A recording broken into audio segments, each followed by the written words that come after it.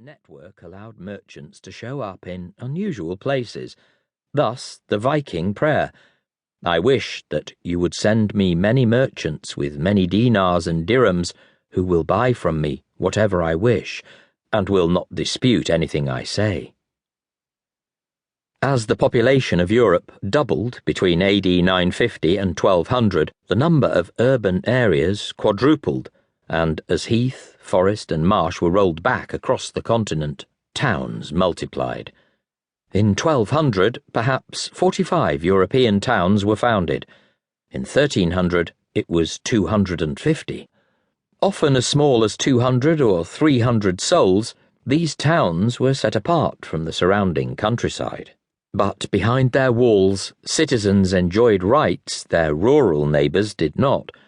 They flourished from trading the surplus of surrounding manors, becoming centres of skills and monopolies of the production of goods and services. Out of the so-called Dark Ages, a new West emerged, the progenitor of the first world economy, wider and more impressive than the Roman Empire. Its ambit stretched not just to the Mediterranean, but to the Baltic too, and the lands beyond Rome's old northern Rhine border. Despite the great division of Dark Age Europe between a Frankish West, a Greek-dominated East, better known as the Byzantine Empire, and the Islamic South, major transcontinental corridors connected the communities that lived between the Mediterranean and the Baltic to two great northern and southern hubs of trade. In the south, the great marketplace was the end of the Silk Road, first Byzantium's capital, Constantinople, and then Venice and its islands of the Rialto. In the north, the great trading hub comprised the towns and fairs of Champagne and Flanders.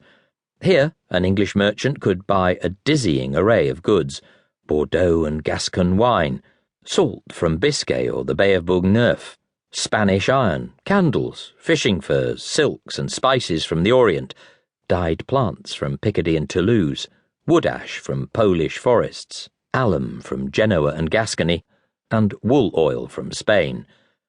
Dyes such as woad, orchil and Brazil from Castile and Portugal, iron from Biscay, timber and flax from Ireland, and fish from Iceland. Hundreds of thousands of furs, squirrel, ermine, sable, marten and beaver from Russia and the Baltic lands, along with potash. And from Italy, spices, medicinal plants, silk, satin, velvet, cloth of gold, oriental carpets, pottery, glass, tapestries, jewellery, monkeys, marmozets, ostrich, linens, felt hats, and leather. In return, the English produced and sold wool, for in the long centuries of peace, cloth production boomed in Italy and the Low Countries. But Europe's spinners lacked sheep, so wool had to come from Burgundy, from the Spanish hills, and from England, where it was bought and sold at the fairs of Champagne and, in time, Bruges. Indeed, by the late 13th century, Flemish clothmakers were so dependent on English wool that if supplies were stopped, Flemish weavers starved. A giant opportunity so emerged, and of the English medieval entrepreneurs who built their fortunes in fleece and finance, none was greater than William de la Pole, the Hull-born commoner, who became known within a generation of his death as second to no English merchant. William de la Pole was born in about 1290, 170 miles south of the frontier with Scotland.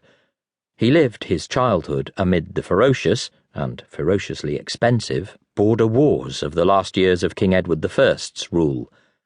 His early life is shrouded in mystery. According to his son, most of the family's business records, their charters and muniments, were burnt by the insurgents in the late insurrection, the Peasants' Revolt of 1381. But we know that Pole was one of at least 3 children, along with elder brother Richard and younger brother John, and, like Chaucer, they were the sons of a reasonably successful wine merchant. William's hometown was Hull, once a tiny port on England's Holderness Peninsula, sheltering a few Viking ships huddled in the mouth of the Humber. It grew as a new town, developed by entrepreneurial monks of the nearby Abbey of Meaux, who were keen to cash in on the continental wool trade.